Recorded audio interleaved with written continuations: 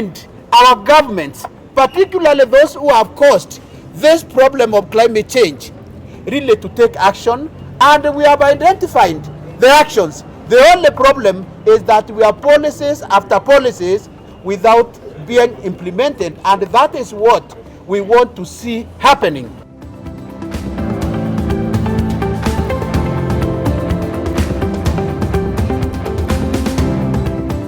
Climate injustices are real, despite the fact that Africa contributes just 4% of its effects, but we are bearing the biggest brunt. As a nation, as a continent, we have to turn the torch to the people who ought to bear the responsibilities. But we cannot turn the torch if we walk and leave those who are impacted and affected. From the African perspective and from the East African region, we need to package our data in terms of how many of our people are impacted by loss and damage. How is the loss and damage issue affecting food insecurity within the region? Because I think without such concrete data, it will be very difficult to negotiate, especially on the financing aspect of that particular item. In my country, the reality of loss and damage is not only felt, but it is seen. We are experiencing a lot of death in Karamoja region because of drought.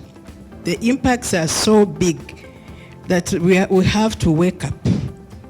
It's also, the narrative is changing to modern slavery and human trafficking. As we talk of droughts in Karamoja, we're experiencing floods in mountain Elgon areas and Rwenzori areas, and migration from those areas. We have so many camps in Uganda, and we have refugees. So refugees is also a reality now. So our paper should capture all those realities as effects of loss and damage. While the COP27 is trying to take care of the climate change agenda and bringing in conversations from Glasgow on loss and damage, we want them to talk of financing and funding and supporting countries that have suffered the biggest impact of climate change. Many of these issues within the climate framework are historical. We're not the cause of these things. We've inherited these things. But why do we have to keep suffering? We're moving together in solidarity to say we did not cause this crisis. Let us not be punished for it. We need to receive our fair share of climate action as Africans. The people who cause climate change, they are concerned about their profits. But as they pursue and make more and more money, they also take away the livelihoods of our women, the livelihoods of our youth.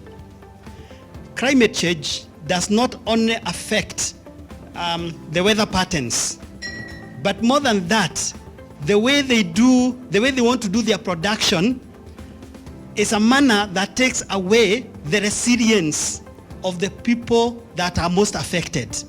And that's why they keep on introducing new chemicals, they introduce more harmful GMOs, and they take away our own food sovereignty. Because if the right of the people to food is not at the center of the conversation, if what we think is that we can only give people food through more and more production, through destroying what we already have, then we are losing it. And climate change, if it continues on that thread, we have to let our governments also know that it's going to be a national security issue. Climate change impacts does not affect only the economy, maybe of individuals as such. You know, our economy as individuals depends on resources also that are dispersed through government systems. So I am here today. We've been with PACTURE for some time, and I've been learning how we can interact as governments or as county governments with CSOs and with other NGOs. Africa is no longer a dark continent. There's light in Africa, and that light, we have to keep it burning by sharing what we are seeing, sharing our experiences, and holding those whom we need to hold accountable. And therefore, today, I'm glad that we are here to give our voices, to put together our actions, even as we move forward, and especially bringing in the vulnerable and those who've been affected, those who are highly affected by the climate injustices. Hence, the climate justice torch has to keep burning and burn with the message and burn with everyone, not only those who are affected, because at the end of the day, we will all be affected. The climate justice torch comes at a very timely stage when the African continent is hosting an African COP after a decade or so. And so therefore the expectations are high at the summit, and we hope that it will finally deliver for a region of special needs and circumstances. And the theme of the campaign, of course, is mobilizing and amplifying the voices of communities at the front line of the climate crisis to secure accountability for climate justice at COP27 and beyond. So what are the objectives of the climate justice torch?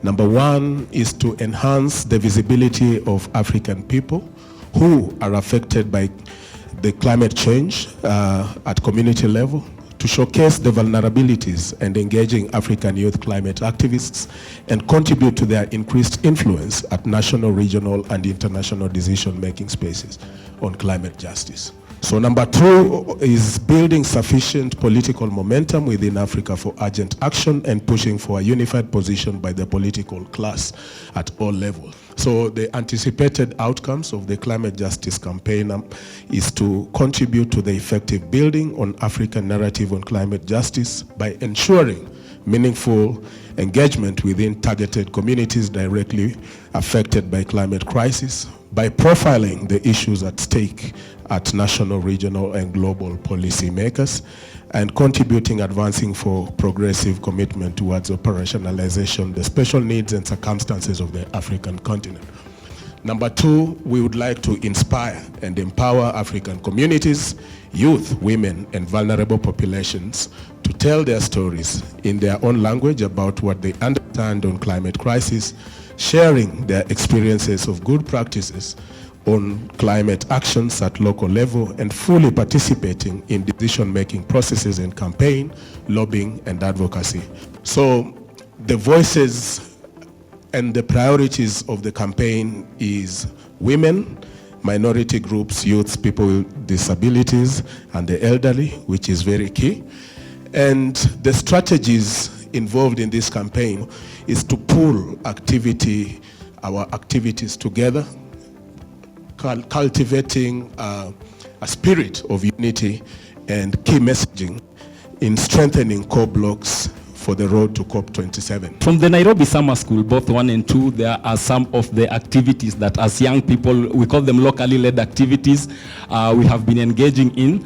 Mostly is awareness creation. We discovered that most of the young people, it's either they know, or even if they know, their interest is not there in the discourse of climate change. So we have been trying to change this. Mostly we have been trying to get them young from the universities.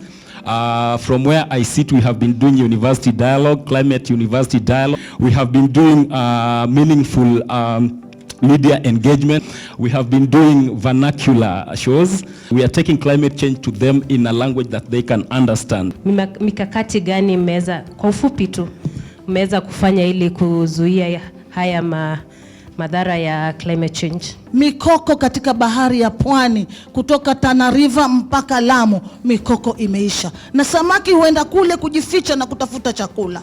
Na ndiposa umeona katika program pale, vijana wetu wa Pwani, Kilifi hasa, kila mwezi kuna program ya kwenda kupanda miti, mikoko kule baharini. Someone has talked about the impact of climate change increasing gender-based violence. We had this on the ground. it's happening. And I want to speak to the academia here to carry out a research on this. You know, it's serious, because GBV in itself has been a problem that has been affecting some certain communities. But you can now imagine it's being compounded by climate change. It's terrible. We need also to engage ourselves, especially women, to be at that decision making on the policies. Even if the PACJA helped us to formulate a policy and it was passed from the county, by the county government of Isiolo, implementation is a problem. Because everything we have put our ideas there, we have put everything we wanted to think that we can end climate change or we can do climate justice. But the policy has already been shelved. So we need also to put our government, county government on toes to make sure that they have implemented the regional management policy.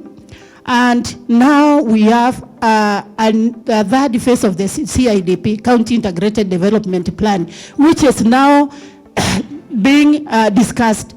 We have already planned and made sure that women are strategically placed to make sure that they participate in the discussion about the CIDP, and when there is budget making process, we have to make sure that a lot of funds have been put to that docket. At the moment, we are actually actively engaged in the formation of the third generation CIDPs, because we want to start influencing and advocating for climate financing from the county level, starting from the county level. And we are doing civic education to let the citizens know that this money, even if it's just the 2% that is mandatory for counties, we want to let people know that this money should be given and they should have a voice on where this money goes. Tanzania, like other countries in the region, is affected with climate change. Talking about, for example, the sectors which are very important for the national economy, like agriculture. More than 65% of the population is employed in agriculture. And 95% of those employed in that sector are smallholder farmers. So the sector is affected very much. It's very sensitive to the effect of climate change, affecting the communities from household to the national economy. But again, we have more than 16 million people living along the coast. And these are the people who are more affected by the sea level rise.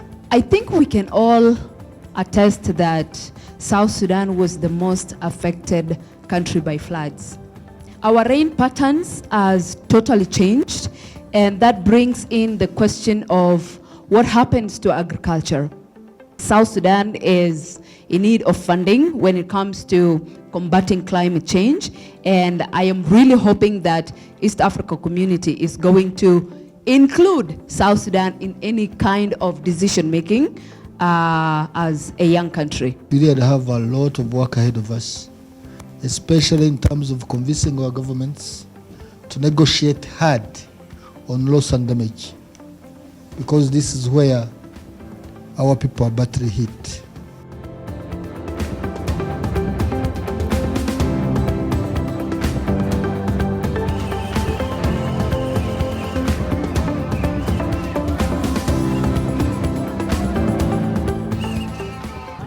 The work that you do in particular to elevate the voice of Africa in relation to climate change issues is perhaps even much more critical. As the world heads towards COP27 in Egypt, we are all united on the question of climate justice. We welcome the participation of civil society, we welcome your voices, and we are excited that you have actually taken a regional approach to your advocacy, because climate change knows no borders. And so we must, of necessity, adopt a regional approach. We want, when we go to the COP27, Africa to be recognized as special needs and circumstances region, because all the IPCC reports and all the reports, scientific, pointed to Africa as the most impacted, most vulnerable, yet we have very little to do with climate change. We account for only 4% of greenhouse gases emissions in the world. As we all know, the promises that were given in COP15 in 2009, the $100 billion still are mirage. We are going to push for that to make sure that the climate finance is not only enhanced but also accessible. So thank you very much. We've received the torch and now we are handing over to Pakja to take it to the next destination, which is South Africa. Thank you.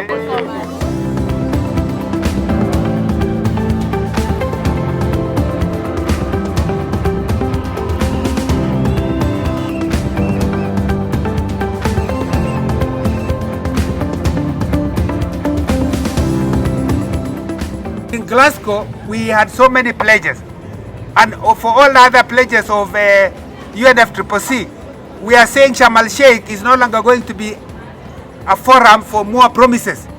We want to see more action. Yes. So it's going to be an implementation COP, yes, not more pledges.